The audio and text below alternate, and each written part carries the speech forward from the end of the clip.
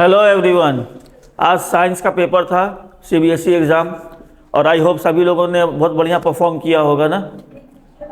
मैंने जब पेपर की एनालिसिस की तो हमें लगा कि पेपर बहुत ही मॉडरेट लेवल का था, नहीं ज़्यादा लेवल ऊपर था नहीं ज़्यादा डाउन था।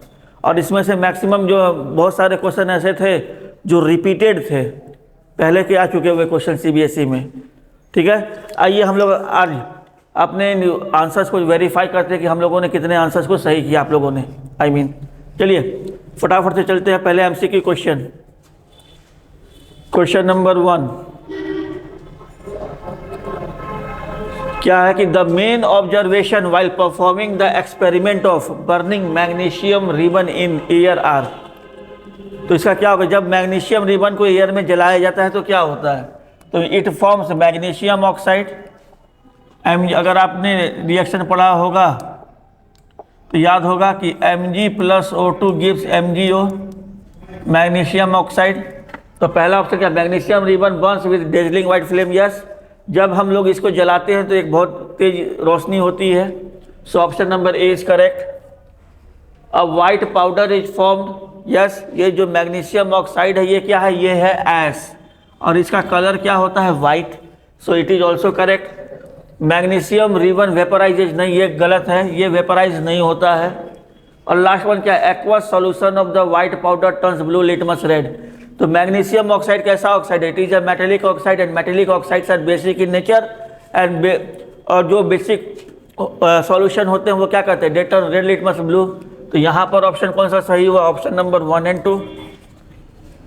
सेकेंड क्वेश्चन देखते हैं कि when a metal M displaces iron from the aqueous solution of ferrous sulfate but fails to do so in case of aqueous solution of aluminum sulfate, the metal M could be what। तो देखिए reactivity series अगर सभी को याद होगा तो sodium, potassium, calcium, magnesium, aluminium, zinc, iron. तो अब क्या कर रहा है कि FeSO4 से ये डिस्प्लेस हो जा रहा है लेकिन एल्युमिनियम नहीं हो रहा। डेट मीन्स क्या हुआ कि ऑप्शन नंबर जिंक, और जिंक हमारा करेक्ट ऑप्शन है। नेक्स्ट क्वेश्चन कि what is the difference a common feature observed in the crystal of washing soda, copper sulphate, gypsum and ferrous sulphate is what. तो देखिए ये जितने भी कंपाउंड हैं, washing soda formula Na2CO3 10H2O, अगर इनके केमिकल फॉर्मूले को लिखें, copper sulphate CuSO4 5H2O, gypsum CaSO4 half H2O, और फेरस सल्फेट FeSO4 7H2O। ये वाइट, ये ब्लू, ये क्या होता है कलरलेस, और ये क्या होता है ग्रीन, है ना। तो यहाँ पर क्या हो रहा है कि they have fixed number of molecule of water of crystallization in one formula unit of this salt, they all are coloured. ये गलत हो जाएगा क्योंकि ये जिप्सम जो है it is a colourless. So ये ऑप्शन गलत है, this is the correct answer. Next, a metal X on treatment with sodium hydroxide. कोई भी मेटल एक्स है उनको हम लोगों ने सोडियम हाइड्रोक्साइड से रिएक्ट कराया, राइट। ठीक है, liberates a gas G, it also liberates the same gas on treatment with dilute sulphuric acid. तो metal plus acid gives hydrogen gas, इतना तो पता है, और वही मेटल बेस से रिएक्ट करके भी एक सेम गैस देता है यानी कि हाइड्रोजन। तो हमें पता है कि there are the two metal aluminium and zinc which reacts with acid as well as base to liberate hydrogen gas. तो यहाँ पर होगा जिंक एंड हाइड्रोजन। नेक्स्ट, ये तो बहुत ही आसान क्वेश्चन था कि हमें यहाँ पर सिर्फ बैलेंस करना है। यहाँ पे क्या होगा, तो यहाँ पर होगा 2PbNO3, 2PbO, 4NO2 and D में हो जाएगा 1। तो ऑप्शन क्या है, 2241। ठीक है, इसको इतना बताने की जरूरत नहीं है, ये तो बेसिक क्वेश्चन है ये, राइट। सेकेंड, नेक्स्ट क्वेश्चन क्या है कि during electrolytic refining of copper the anode, the cathode and the electrolyte used respectively are. अगर आपको याद होगा तो जब भी हम लोग रिफाइनिंग ऑफ मेटल करते हैं तो ये क्या होता है, प्योर मेटल। एनोड क्या होता है, प्योर मेटल। ये कैथोड माइनस, ये होता है, ये कैथोड होता है प्योर मेटल, है ना। एनोड यानी कि प्लस वाला जो टर्मिनल है एनोड, ये होता है इम्प्योर। और जो इलेक्ट्रोलाइट होती है वो उसी मेटल की इलेक्ट्रोलाइट होती है, एसिडिफाइड। तो यहाँ पर ऑप्शन नंबर सी सही है। Next, if we make carbon skeleton with 4 carbon atom तो the 2 different possible skeleton will be what. तो देखिए ये जो क्वेश्चन है कार्बन चैप्टर का क्वेश्चन दिया गया था सीबीएसई के द्वारा, और पूछा गया कि इसमें जब लिंकिंग होगी तो कौन 2 अलग अलग स्ट्रक्चर बनेंगे। तो सिंपल सी बात है, एक हमने लिंकिंग की स्ट्रेट चेन और एक हमने ऐसे लिंकिंग कर दी। यहाँ पर क्या हो गया, ये इनका डबल बॉन्ड आ जाने से क्या, ये डबल बॉन्ड सॉरी, ये जो ये क्या हो गया, ये कहला गया ब्रांच चेन और ये कहला गया स्ट्रेट चेन। बाकी सारे स्ट्रेट चेन हैं, so option number B is correct. Next question क्या है कि listed below are the steps of nutrition in amoeba, select the sequence of this step. तो ये आपको याद होगा कि न्यूट्रिशन इन अमीबा में सबसे पहले क्या होता है, तो सबसे पहले formation of finger like temporary existence, फिर क्या होता है फूड वैक्यूल का फॉर्मेशन होता है, फिर क्या होता है कॉम्प्लेक्स सब्सटेंस का ब्रेकिंग डाउन होता है। तो ये option number B. Next question क्या है, तो यहाँ पर स्ट्रक्चर ऑफ ब्रेन दिया हुआ था और पूछा गया था अबाउट व्हाट इज एक्स। ये जो पार्ट है ब्रेन का, यह किस एक्टिविटी को कंट्रोल नहीं करता है ना। तो ये हंगर का कंट्रोल नहीं करता। हंगर तो हमारे पेट से रिलेटेड है ना, बाकी salivation, vomiting, blood pressure, these are all control by the head. और हंगर ही एक ऐसा चीज है जो ब्रेन कंट्रोल नहीं करता है। नेक्स्ट क्वेश्चन क्या है कि the mode of reproduction in spirogyra and planaria are, ये तो सभी जानते होंगे, इसका ऑप्शन क्या होगा, तो फ्रेगमेंटेशन एंड रीजेनरेशन। ठीक। क्वेश्चन नंबर 11 क्या कहता है कि the plant hormone promoting rapid cell division in seeds and wilting of the leaves respectively are gibberellin and auxin. ये सभी जानते हैं, इसका ऑप्शन क्या होगा, gibberellin and auxin. Next, in aerobic respiration the steps are breaking down of glucose to pyruvate and its further conversion to CO2, both process respectively occur in, तो they occur in cytoplasm and mitochondria, option number D. ठीक है। Next, in order to obtain large image of the teeth of a patient the dentist hold the concave mirror in such a manner that the teeth are positioned। भाई जो भी dentist होते हैं वह mirror को कहाँ लगाते हैं, तो मिरर को लगाते हैं इसलिए कि जो दांत है, जो टीथ है वो बड़ा दिखे, वर्चुअल इमेज बने, इरेक्ट एंड एनलार्ज। तो it must be placed between pole and focus of the mirror. Next, question number 14, the possible way to restore clear vision of those people whose eyeball elongated is the use of suitable watch. देखिए आप जानते होंगे जो कि myopia में क्या होता है रीजन कि इलोंगेशन ऑफ द आईबॉल और इनकी, है ना, आईबॉल बिकम्स इलोंगेटेड। तो यहाँ पर क्या होगा, जब मायोपिया है तो उसको करेक्ट करने के लिए concave lens. Next, the example of natural and manmade ecosystem are respectively. देखिए फॉरेस्ट नेचुरल है, पॉन्ड क्या है, मैनमेड है। नेक्स्ट क्या, human activities that are affecting the environment are what. कौन सी एक्टिविटी इन्वायरमेंट को अफेक्ट कर रही है, तो हम जानते हैं कि excessive use of disposable cup and plate, जो आजकल का जो ट्रेंड चला है, डिस्पोजेबल कप एंड प्लेट को यूज किया गया फंक्शन में और लार्ज गार्बेज हो जाते हैं। तो यही हमारे इन्वायरमेंट को हैम्पर कर रहा है, परेशान कर रहा है, बर्बाद कर रहा है। ठीक है। नेक्स्ट क्वेश्चन क्या है, एसर्शन रीजन वाले आ गए। चलिए, तो यह पहला क्वेश्चन क्या कहता है कि silver chloride turns grey in sunlight. बिल्कुल सही बात है। Decomposition of silver chloride into silver and chlorine takes place by sunlight. Yes, it takes place by the sunlight, so option both assertion and reason is true and reason is the correct explanation of assertion. Next question. The embryo gets nutrition from the mother's blood with the help of a special tissue called placenta. Placenta is a disc which is embedded in the between of the wall. Yes, right. इसका option भी ये, दोनों assertion reason के option नहीं मिले. Next क्या है? The pattern of magnetic field of a solenoid carrying a current is similar to that of the bar magnet. बिल्कुल भाई, बिल्कुल सही बात है कि किसी भी सोलिनॉइड का मैग्नेटिक फील्ड पैटर्न होगा, वो कैसा होगा? तो it is similar to the magnetic field pattern of a bar magnet. So यहाँ पर ऑप्शन नंबर, तो यहाँ पर असर्शन इज करेक्ट. अब इनका रीजन क्या दिया गया है? कि रीजन दिया गया है कि the pattern of the magnetic field around a current carrying conductor is independent of the shape of the conductor. यहाँ पर थोड़ी सी ध्यान देने वाली बात थी कि ये लिख रहा है इंडिपेंडेंट. क्या ऐसा होता है? तो ऐसा नहीं होता. स्टेट कंडक्टर है, इनका कंसेंट्रिक सर्कल होता है ना. जो लूप होते हैं वो भी कंसेंट्रिक सर्कल में बनते हैं, लेकिन जो सोलिनॉइड होता है वह बार मैग्नेट के रूप में इनका बनता है, नॉट अ कंसेंट्रिक सर्कल. सो यहाँ पर शेप के कारण यहाँ पर चेंजेस आ रहे हैं.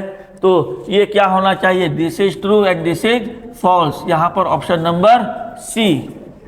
नेक्स्ट लास्ट क्वेश्चन क्या है? और organism can make organic compound like sugar and starch from inorganic substances using radiant energy of the sun. Yes, this is true.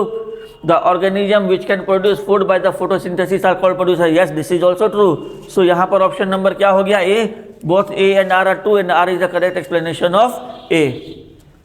तो आप जरा सब मुझे कमेंट में बताएं कि आपके एमसीक्यू 20 एमसीक्यू में कितने एमसीक्यू आपके सही हुए. ठीक है, आइए अब जरा सा नेक्स्ट क्वेश्चन देखते हैं, नेक्स्ट पार्ट इन पेपर का. तो ये जो क्वेश्चन दिया गया कहाँ से? ये दिया गया केमिस्ट्री का. Crystalline substance of green colour X emits gas of characteristic order when heated over a flame. It first loses water and changes color. On further heating, it decomposes and produces a solid compound Y. Identify X and Y. तो देखिए यहाँ पर क्या दे रहा है कि अ crystalline substance of green colour. अभी हमने ऊपर बताया कि FeSO4 7H2O ये कैसा कलर होता है? ग्रीन.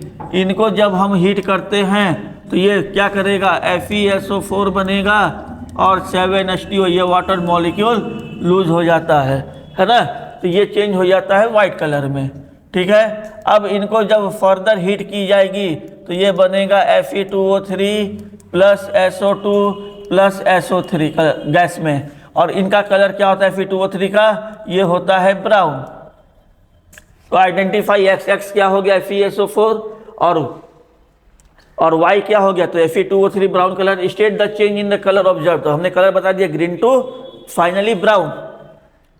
नेक्स्ट क्वेश्चन क्या है? तो नेक्स्ट क्वेश्चन है give reason. The male reproductive organ responsible for the formation of germ cell is located outside the abdominal cavity. The male reproductive organ responsible for the formation of germ cell is located outside the abdominal cavity. ठीक है भाई, जो भी mail reproductive organ हैं उन they are located outside the human body. क्यों होता है? तो to so as to regulate the temperature. उनके टेम्परेचर को मेंटेन करने के लिए they are outside the body, है ना. सेकेंड क्या कह रहा है कि the role of the gland present along the path of the waste difference are very significant. Yes, they are significant because they are responsible for the carriage of the क्या कह लेंगे sperm from the scrotum to the other part of the body to other part of the body कह लें उसको, right. सो ये next question में आते हैं. How is lymph formed. ये इसको छोड़ दिया जाए अभी थोड़ी देर के लिए. पहले हम लोग फिजिक्स केमिस्ट्री का क्वेश्चन करेंगे. The value of the absolute refractive indices of kerosene and water are इतना एंड इतना. Compare the two media on the basis of their optical density mass density. देखिए the value of the absolute refractive indices of kerosene and water. तो A mu K is 1.44 and A mu water is 1.33. So compare the two media on the basis of their optical density. On the basis of density, which one is denser? तो जिसकी refractive index ज़्यादा है, it is denser and it is rarer. और ये क्या है, denser है। Compare the two media on the basis of their mass density. What is mass density? तो mass density nothing, mass upon density, that is a mass density. तो क्या होगा mass density?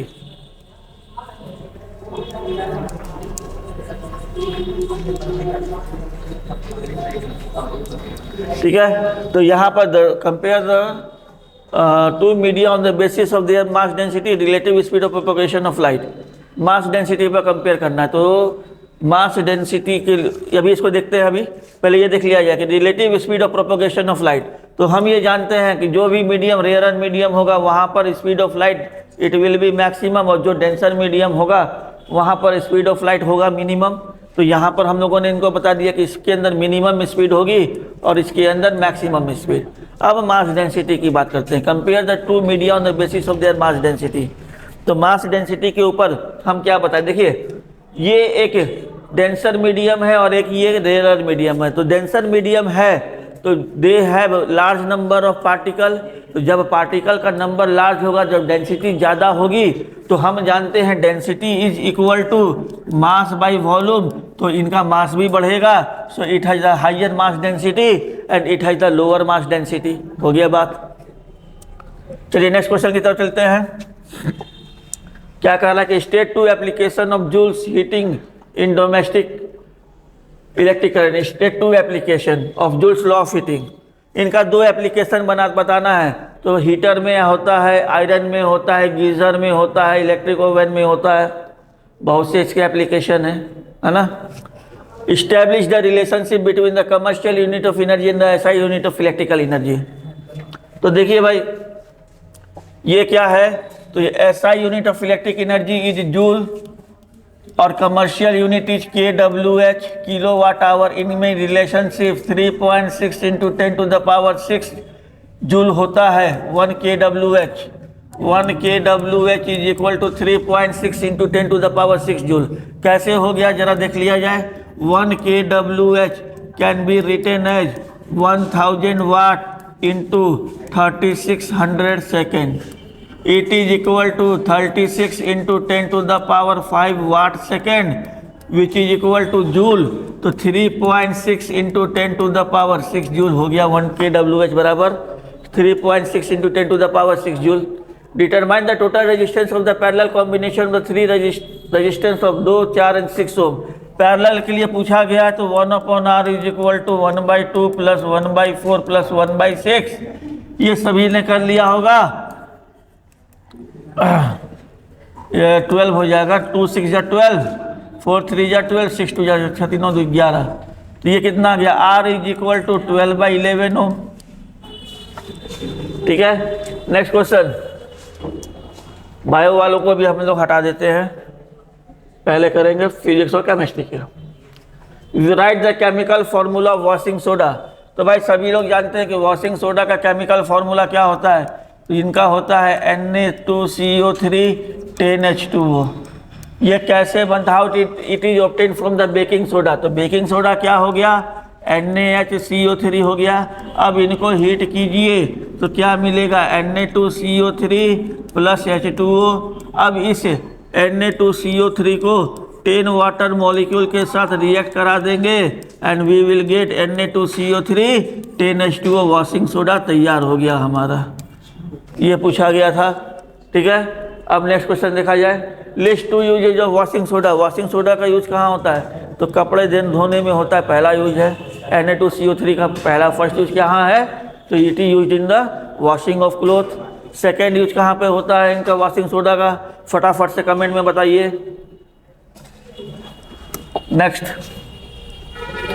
हाँ देखिए ये थोड़ा सा क्वेश्चन था, क्या ये चेंज किया गया है। एनसीईआरटी से ये वाले क्वेश्चन को लेकर के चेंज किया गया है। एनसीईआरटी में जो क्वेश्चन था क्या दिया हुआ था कि यहाँ पर क्या है, ऑयल की जगह पे यहाँ पर वाटर था, ऑयल ऊपर था, और यहाँ पर वाटर को गायब करके ऑयल को रख दिया गया है। तो अब जरा सा बताएं कि किन में रस्टिंग होगी और किन में नहीं होगी। देखा जाए यहाँ पे यहाँ तक ऑयल है, यहाँ पर मॉइस्ट एयर है, तो इतने पार्ट में रस्टिंग नहीं होगी, लेकिन इतने पार्ट में मॉइस्ट एयर है तो यहाँ पर रस्टिंग होगा। यहाँ पे देखिए whole of the metal is dipped inside the oil so no rusting. यहाँ पर भी रस्टिंग नहीं होगी क्योंकि यहाँ पर ड्राई एयर है। कंडीशन फॉर रस्टिंग क्या होती है कि presence of moisture, presence of oxygen and metal. तो यहाँ पर क्या है, मॉइस्चर की जगह पे ड्राई एयर है, so no rusting, no rusting, वहाँ पर रस्टिंग होगी। चलिए नेक्स्ट क्वेश्चन की तरफ चलते हैं। So the formation of aluminium nitride. भाई ये तो बोला गया है हमें इलेक्ट्रॉन डॉट स्ट्रक्चर बनाने के लिए एल्युमिनियम 13283 होता है, इनका ऐसे कर लें एल्युमिनियम, क्योंकि एल्युमिनियम का इलेक्ट्रॉनिक कॉन्फ़िगरेशन 3283 होगा। नाइट्रोजन कितना होगा, तो 2 और 5। नाइट्रोजन को स्टेबल होने के लिए 3 इलेक्ट्रॉन की ज़रूरत है ना। तो ये एल्युमिनियम क्या करेगा, अपने तीनों इलेक्ट्रॉन को डोनेट करेगा, ट्रांसफ़र करेगा। तो जिसके कारण से क्या हुआ, Al+3 बना, N-3, और ये दोनों मिलकर के अपोजिट चार्जेस Al बना लिए एल्युमिनियम नाइट्राइड। ठीक है, right the name and one function of the bio का क्वेश्चन है। आगे बढ़ते हैं।